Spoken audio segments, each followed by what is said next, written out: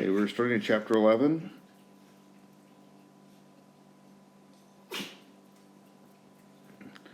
Or virtual private networks.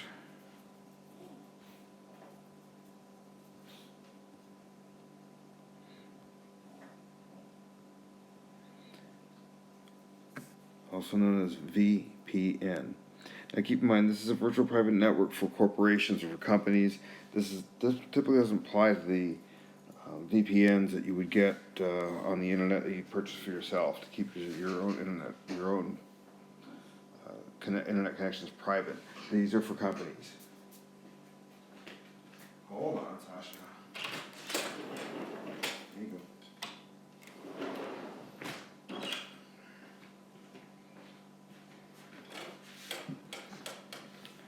So what is VPN? We call it a virtual private network, but basically this is an encrypted tunnel between a computer and a network or between two networks.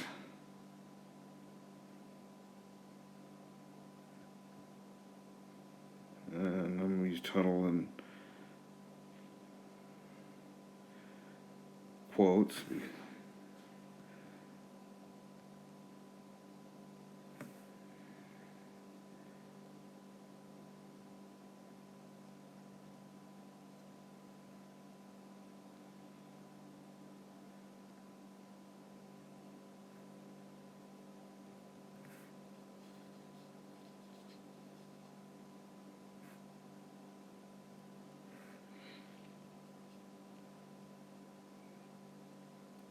So when we talk about between two networks, we're talking about, say, a branch office and a corporate office, two different companies, that type of thing.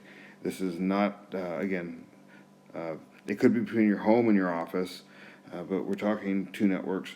A lot of times it is used for between a computer and a network. Again, we use those.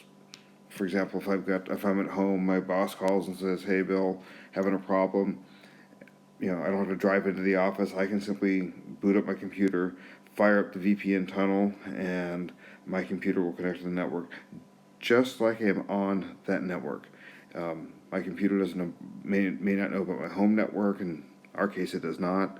It is strictly between your computer now becomes a node on the corporate network.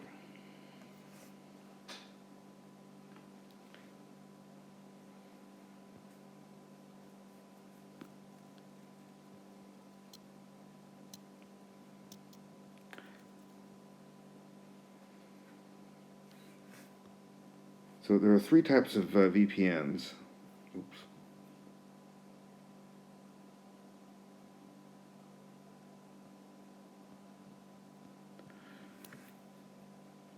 One is a host to site.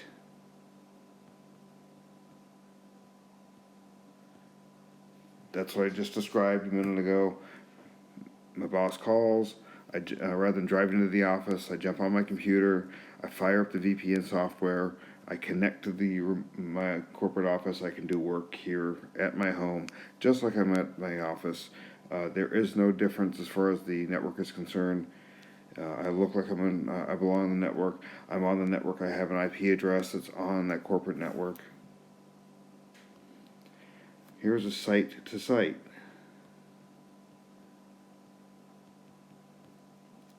Site to site VPN is office to office.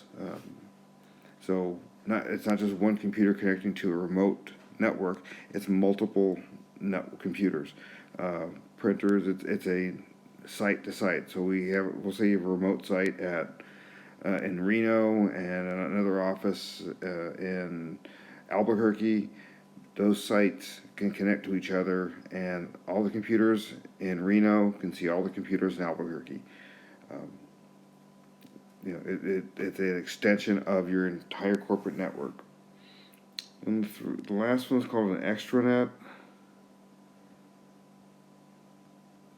This is a site or a particular area on your corporate network that is exposed to the internet, but requires some kind of authentication. for employees to get to. You might be keeping corporate manuals here, there could be policies, might be some corporate software out there, timekeeping. People can put in vacation requests, ask for assistance, that type of thing. It's exposed to the internet, but it's not everyone on the internet can get to it. You have to authenticate to it to get to that extranet. Now, when we have a computer, a VPN, and again, the remote systems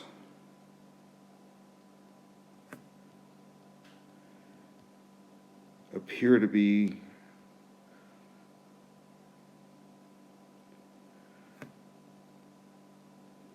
to the host network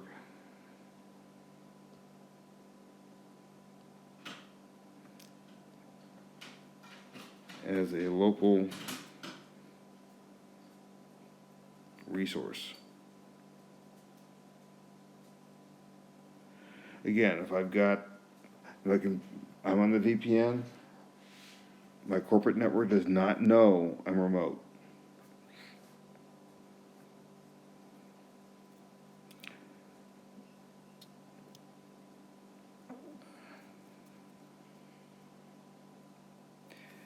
And what's the process we have here? So, the process you're going to have here is you have a computer. That computer has to have its local IP address. It has to have an internet connection.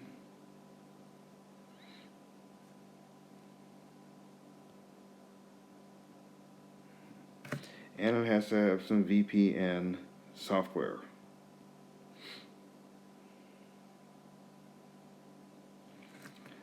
You have a remote office. In that remote office, they have a VPN termination device.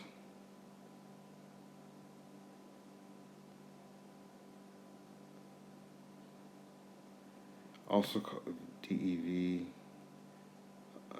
It's also called a concentrator.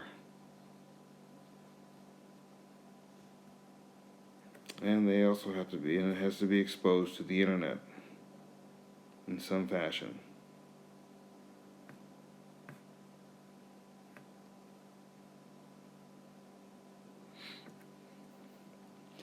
So when you want to connect this to this VPN concentrator, which then connects into the corporate network. To do this, you're going to connect this device, this computer, to the internet. This is the internet. And that VPN concentrator is connected to the internet in some fashion. This computer fires off its own VPN software.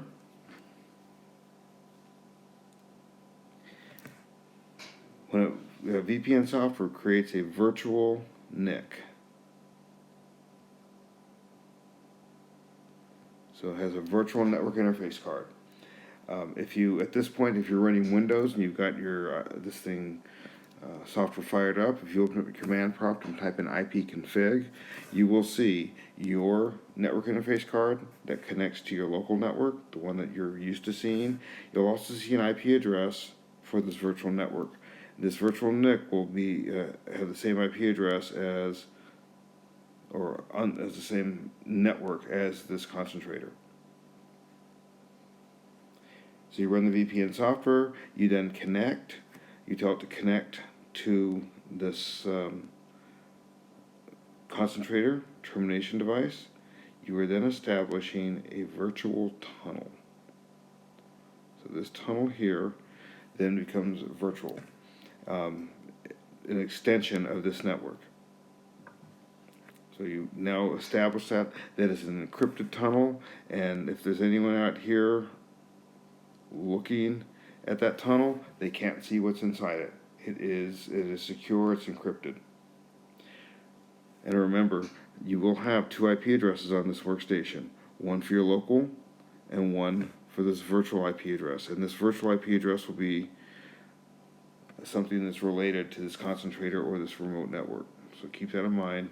You're going to have that connection, and this tunnel here is a secure tunnel.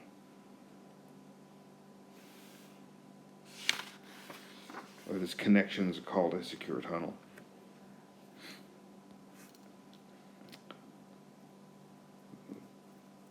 So there are multiple different protocols we can use to establish these secure tunnels. One of the more popular ones is called the point-to-point tunneling protocol.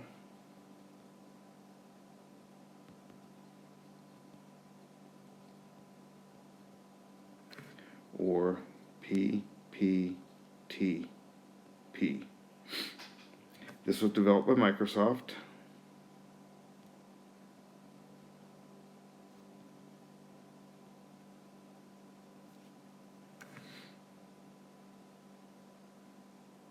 And this one, we use this as a host to site VPN, or host to network.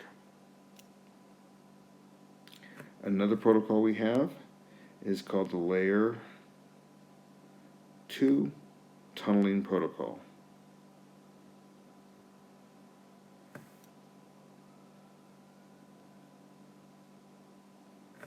Or L2TP.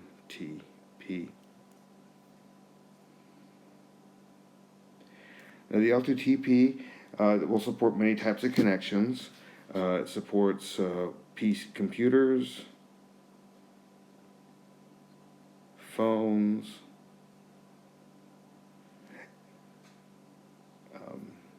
smartphones, and other devices. Where this one supported a host to site VPN, the L2TP supports host to site and site to site.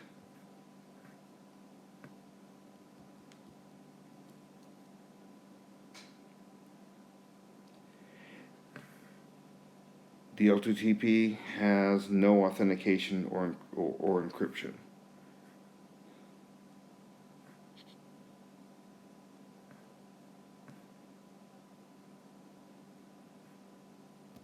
You're sitting here going, well, hold on, Bill. You said the tunnel supports encryption. Remember that last screen? You had the virtual encrypted tunnel.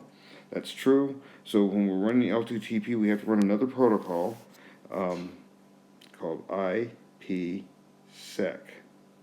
Remember that last chapter? We have to run the IPsec if we're going to run the L2TP tunnel.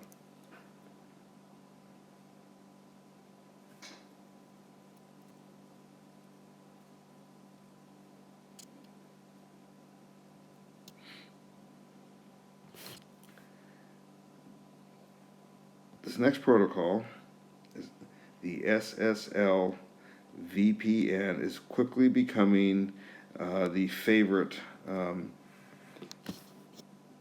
protocol for VPNs on the internet. It's wildly easy to set up.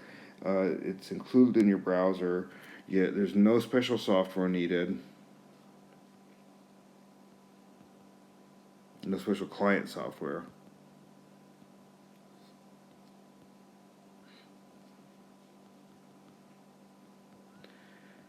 Yeah, you can use just your plain old browser. It becomes your VPN client.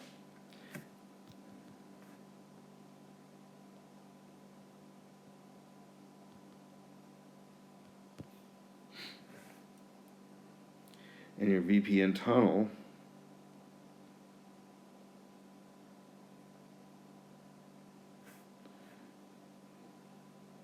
uses, because remember we're using a browser here, uses the HTTPS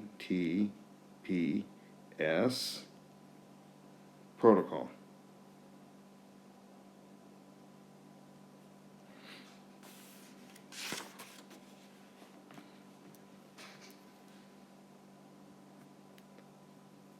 we do have two types of SSL tunnels.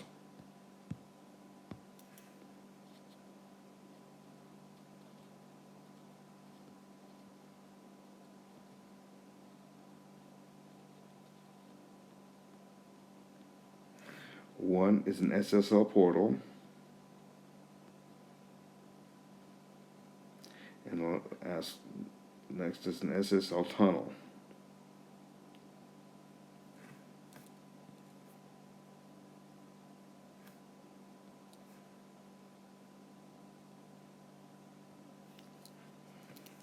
The SSL portal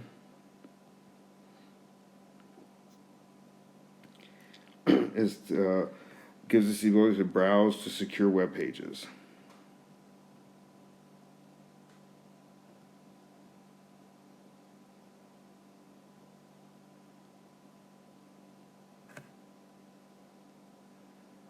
Remember that term extranet? This is what we're talking about here. This allows us to, you open your browser, you go to a secure web page, and then all the links on that page become secured within that tunnel. So you would click on your timekeeping application, for example, and that hyperlink becomes an SSL VPN.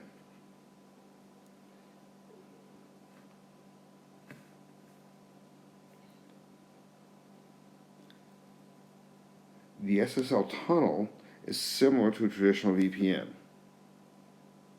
So the SSL tunnel is similar to a traditional VPN.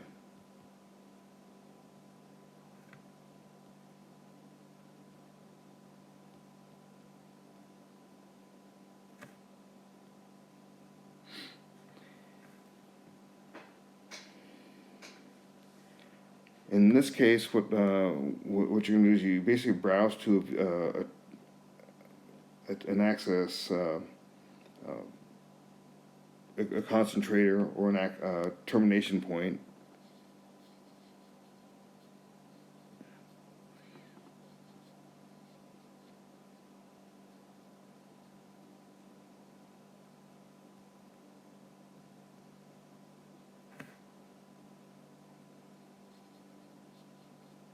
And establish a secure tunnel.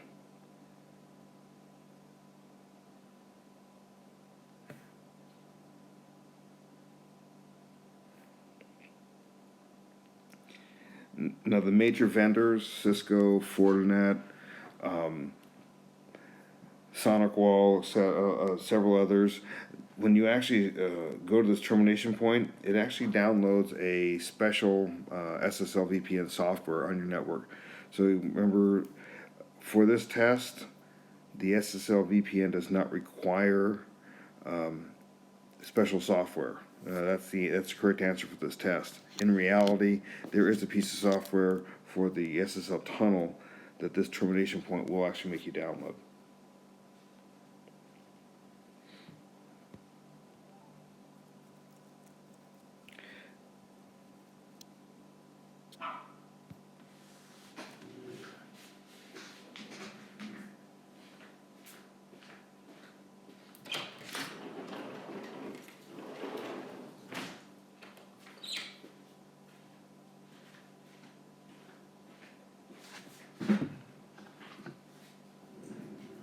The datagram,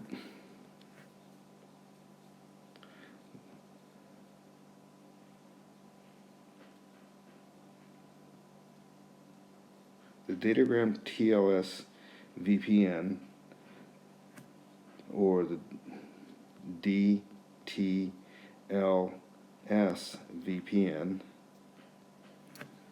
it's used by applications that are sensitive to delay.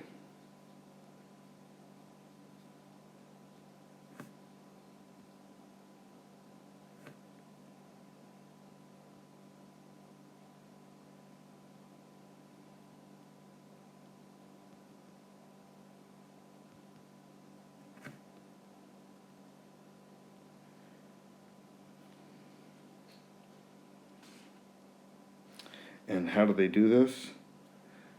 Remember, delay is timing. So what protocol do we talk about that is a lot, again, layer 4 protocol that's really fast.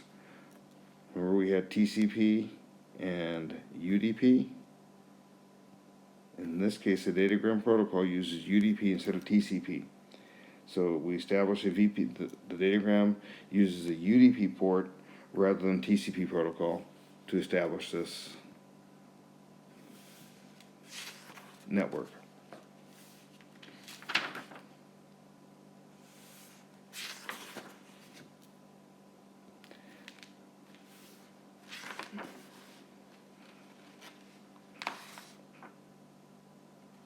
That's pretty much all you have to know about VPNs for this class. Just keep that in mind, or for this test. There's not a whole lot of VPN technology on it. You'll have to know that you do require the internet protocol, that the and connection to the internet. You have to know the host to host, host to site, or host to site to site, and the extranet. Know what they are, and just know that your SSL VPN doesn't require a special software. So, and then the DT, sorry, the Datagram TLS VPN protocol uses UDP versus TCP. So not a whole lot you have to know for VPNs for this exam. Chapter 11 jumps into switch management.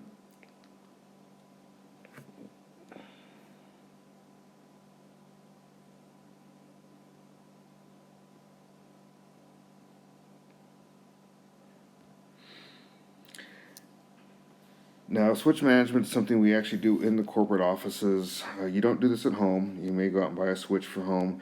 Basically, you're going to plug everything in and it's just going to work. So, but switches, when you go out and buy them for a corporation, you're probably going to buy something, or along the lines of an Arista, HP, or Cisco. Most likely Cisco. But there are others, numerous out there that can be managed, and these are managed switches. So managed switches can be configured to support any number of features and configurations.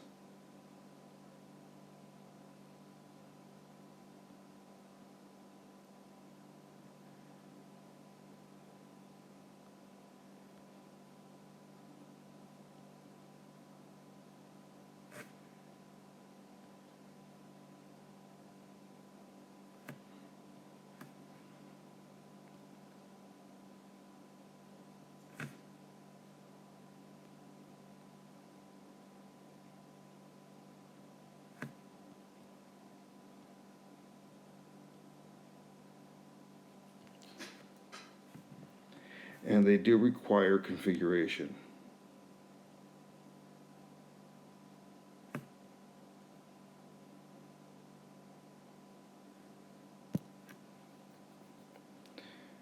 The way we configure these, typically when we first start these off, there is some kind of a serial connection.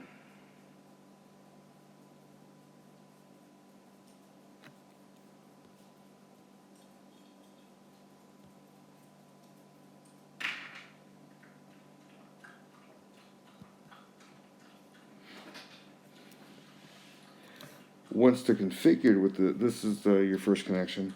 Once they're configured with the serial connection, we can use Telnet or SSH once we have our initial connection. Some of these have a built-in web interface.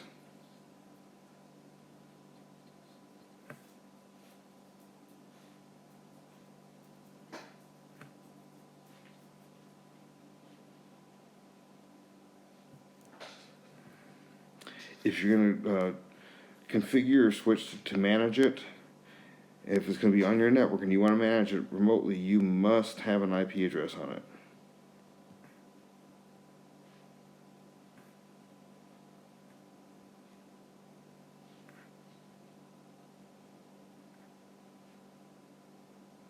Without the IP address, you just simply can't manage it.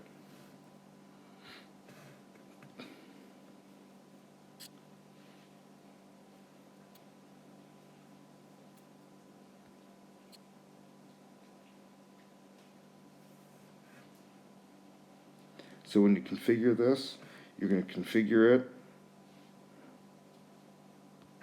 with an IP address. And what goes with the IP address? A subnet mask. And if you're going to, at any reasonable size network, you're going to have to give this a default gateway.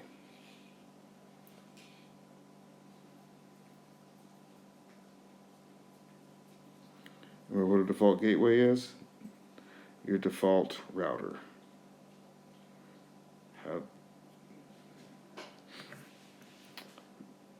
Be sure to change your default username and password.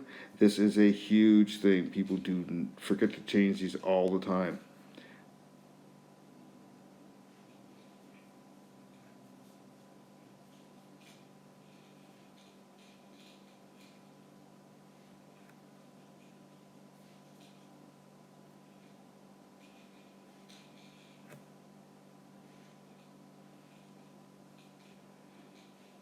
Yeah,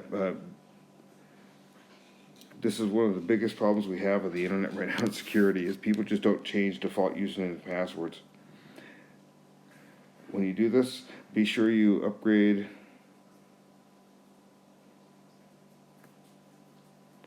your firmware and operation, upgrade your firmware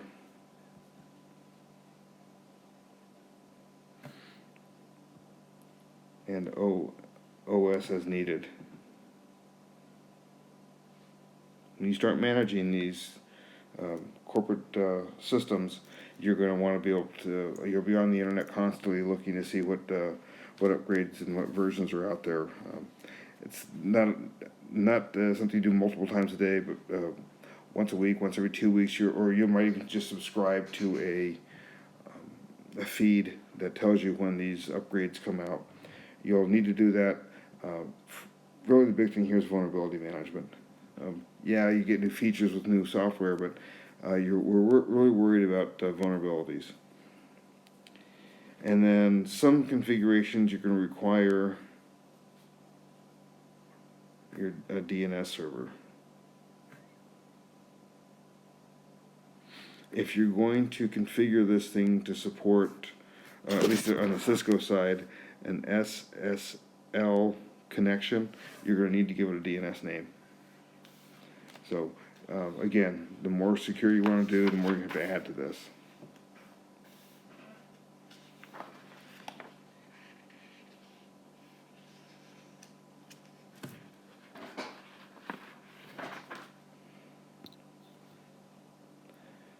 One of the things that we can do within a switch, you need a router to this also, but once that is done, is to configure and support what are called virtual LANs or VLANs.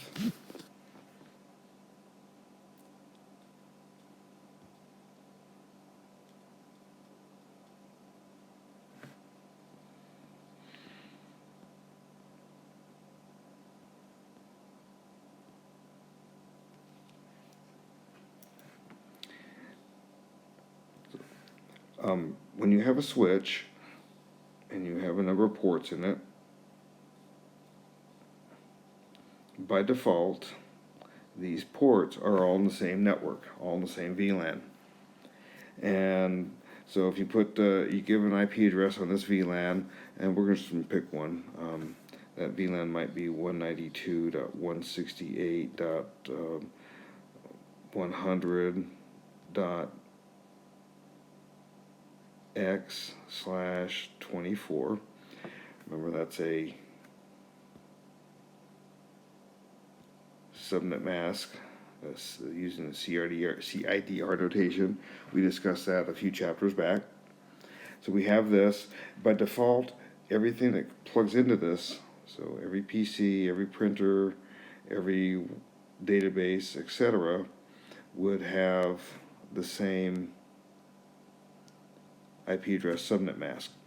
But there might be a situation where on our network we have different requirements for security.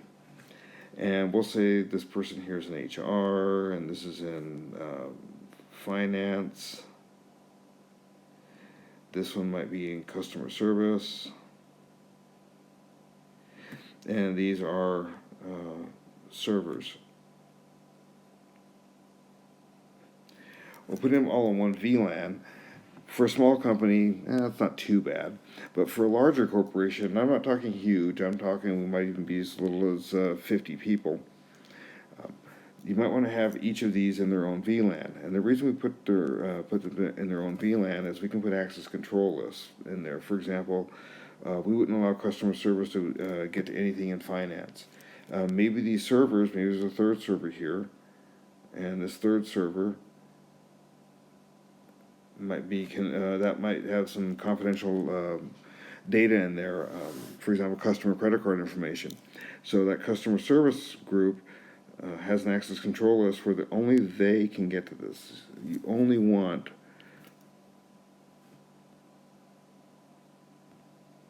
customer service to get to this database.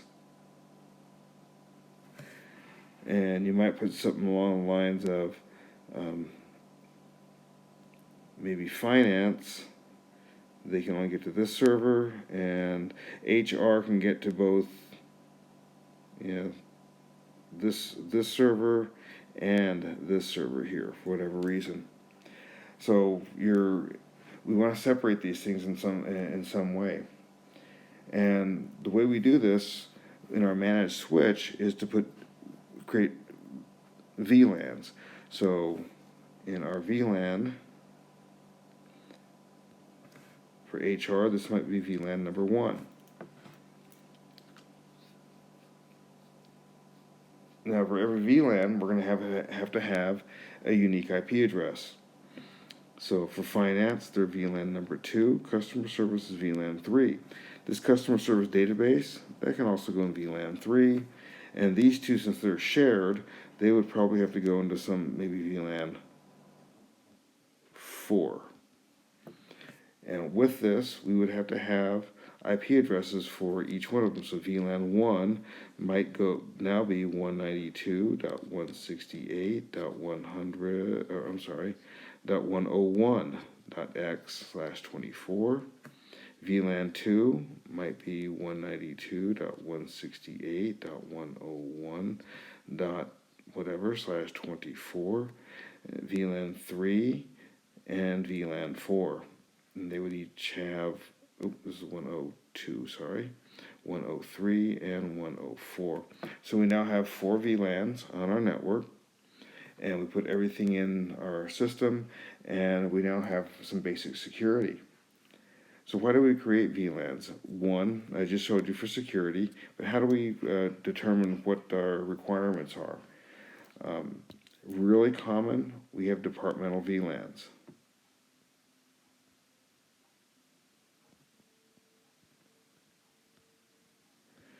So HR is in their own VLAN, finance is in their own VLAN, accounting, engineering.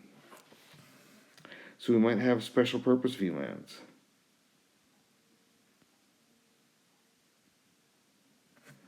Again, these might be for servers, cameras, etc. So we have different specific. And we also use these for security.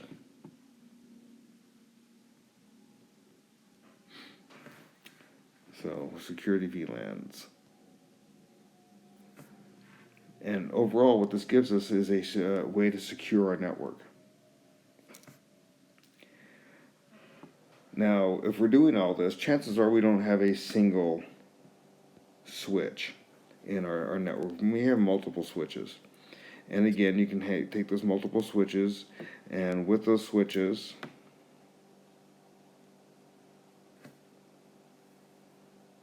again, we can take these, and you might have, different ports. I've seen these done in multiple different ways, where different VLANs, some people color code them. Say this is the red VLAN, the blue VLAN, the orange VLAN. However you do it, doesn't make much difference.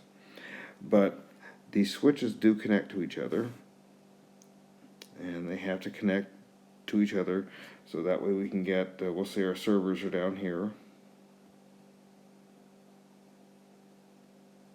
our databases, file systems, our servers, they're down here, and we have workstations up here, and I'm going to change some colors here so we can know that we have workstations that support different departments, so each department has its own color.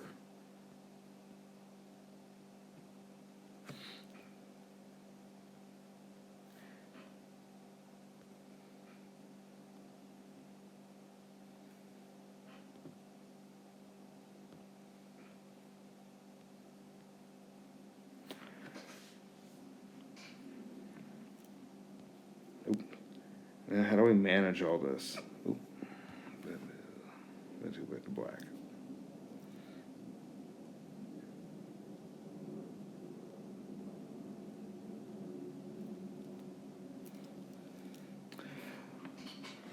So how do we manage these? All these, we've got VLAN number 1, 2, 3. That's 3, 1, 4, and then our server VLANs down here, which might be 5, 6, 7, or might be all 8. Kind of hard to say. So how do we manage those? We do this with a protocol, with a technique we call trunking.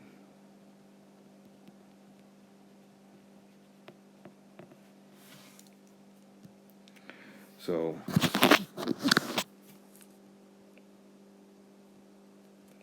trunking protocols. And that's how we're going to, this trunk will manage all of the VLANs that we have on this network among the switches. So that way, this switch here knows about VLANs 1, 2, and 3. This VLAN here, switch knows about 1, 3, and 4, and whatever VLANs we have down here in our servers, they're all managed. Again, how the trunking, how the switches know about all that. And the protocol we use for this, I'm sorry I have to erase this, I just don't have the big whiteboards I have in class. The protocol we use to manage these trunking protocols is 802.1q, and trunking protocol. 802.1, that's put together by that one organization called the IEEE. Whenever you've seen 802 or something like that, you know it's the IEEE. Now, remember early on in the class, I was kind of all over the place when I was talking about Ethernet frame sizes. The first week of class, or second week of class, whatever that was, remember I said our Ethernet protocol had 1,514 bytes in it, or Ethernet frame had 1,514 bytes in it. Well, this protocol here adds 4 bytes. They call that the VLAN tag. So that means our new Ethernet frame size with trunking is 1,518 bytes. And the way our frame works now, the way our frame looks, so we have our destination MAC address, our source MAC address, and here is our 802.1q tag, and that is 4 bytes. Then we have our ether type again, data, and our FCS.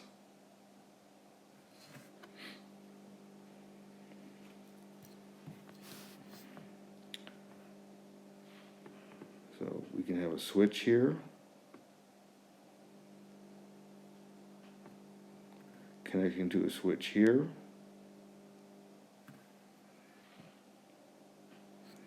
And over here we can have a server. He's in VLAN 1. We can have a workstation that's in VLAN 2.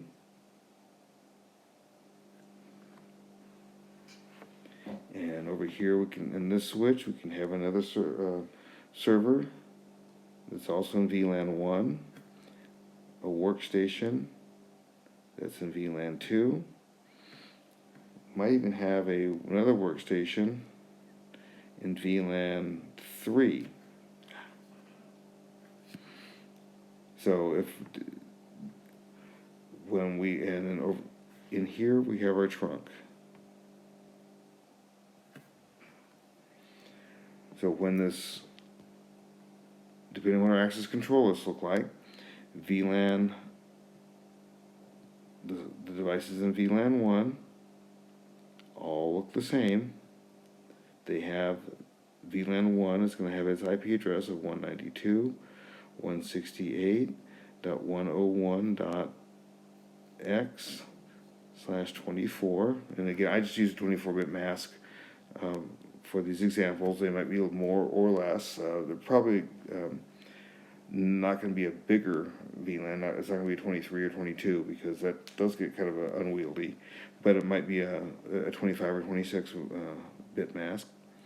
VLAN 2, these devices here, they might be 192.168.102, and VLAN 3 would have its own 103.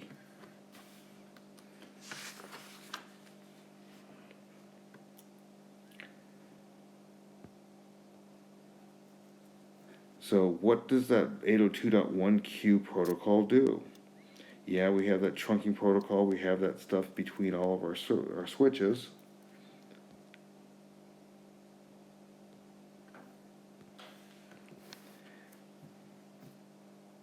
And how is that all managed? So the VLANs are managed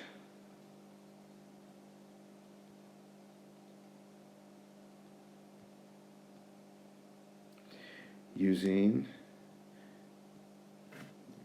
get this, the VLAN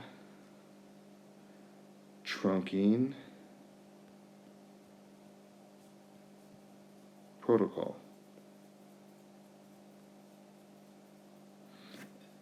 And what do we call that? VTP. Basically, this VLAN trunking protocol maintains maintains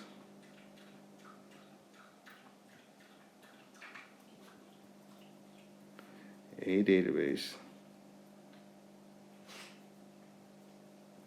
of VLANs.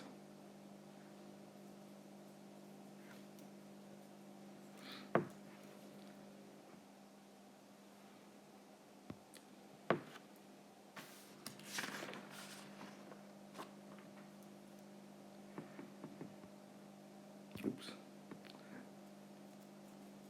So we've got all these VLANs and all these IP addresses. And you said, hold on, Bill. I understand, go back to our routing discussions. All these IP addresses are layer 3 IP addresses, and you got this layer 2 switch here. So how do we do the routing among that? And that is called inter-VLAN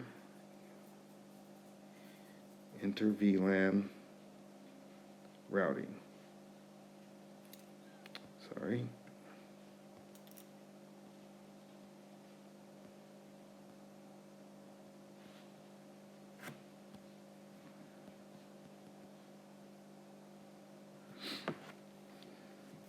And we use inter-VLAN routing to route traffic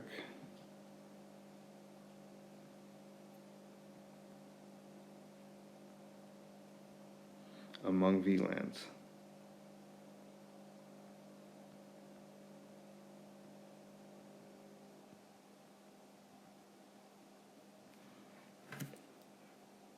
Remember, because these are layer 3 boundaries.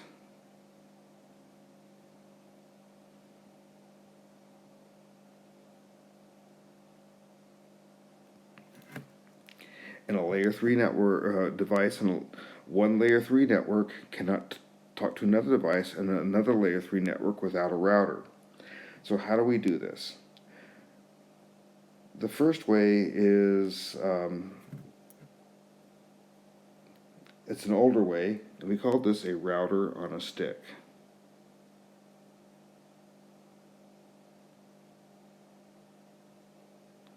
And it required two different devices. Took a switch and a router. We would dedicate a network interface for every VLAN we had out here. So we'll say this is VLAN 100 and VLAN 200. We would have two ports on that router, one for 100, one for 200. And then if we had devices out here, this is on VLAN 100, this is on VLAN 200. We could even have another switch out here, and they could have devices on VLAN 100 and VLAN 200. So if this device wanted to talk to this device, or this is VLAN 200 here, it would have to go through here. It's going to VLAN 100 out to VLAN 200 and down that way. It has to go through the router. That's called router on a stick. Now later routers supported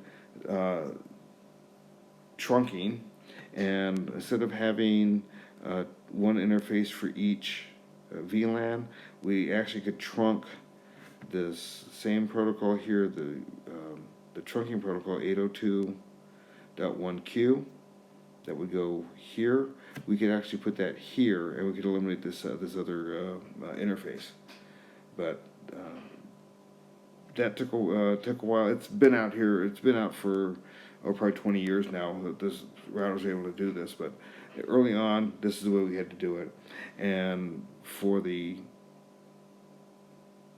Network Plus test, you just know this is the technology that we're talking about. And they're doing this not because it's old technology, it's just easier to conceive how this works. The other thing we had, the other technique we could use for inter-VLAN routing, it requires us to go out there and buy a switch that supports layer 3. So that switch that supports layer 3, and so purchase a switch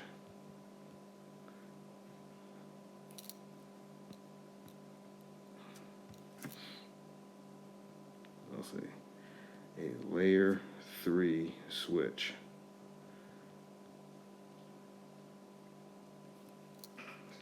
And the way a layer 3 switch works, within the switch itself, it supports both layer 2 and layer 3. So the diagram we have still shows a switch. So if you ever see these on a Visio diagram, we're still looking at like a switch. However, the switch has routing capabilities within it. So this is going to be VLAN 1, this is VLAN 100, VLAN 200, VLAN 100, and VLAN 200.